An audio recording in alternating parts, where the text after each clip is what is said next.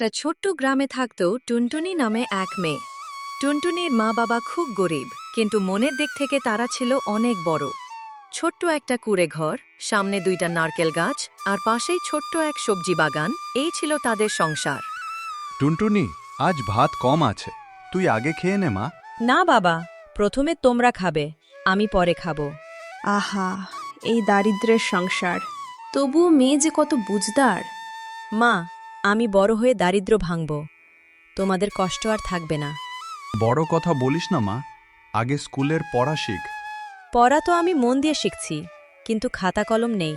কাল বাজার থেকে একটা খাতা এনে দেব। আজ একটু কম কাজ পেলেও মানিয়ে নেব।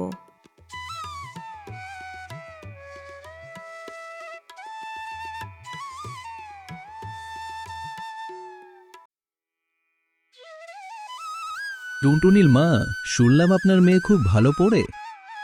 হ্যাঁ, কিন্তু দারিদ্র্যে তো আর বেশি কিছু করতে পারছি না। মাস্টার মশাই, আমি টুনটুনিকে ফ্রি পড়াবো, আর এই নাও কিছু খাতা কলম। সত্যি স্যার? হ্যাঁ মেয়ে, মন দিয়ে পড়লে তুই একদিন বড় কিছু হবি।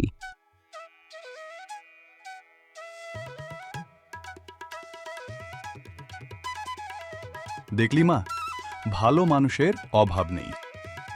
আমি পরিশ্রম করব, তোমাদের জন্যই। পরিবার হাসছে, ঘরের ভেতর আলো জ্বলছে।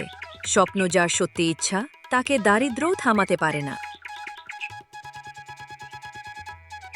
বন্ধুরা, তোমরা যদি এখনও মেগাটুন বাংলা চ্যানেলটা সাবস্ক্রাইব না করে থাকো, তাহলে এক্ষুনি করে নাও।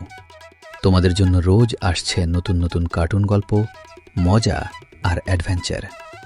সাবস্ক্রাইব করে পাশে থেকো, আর মজার সব ভিডিও আগে পেতে বেল আইকনটা অন করতে ভুলো না।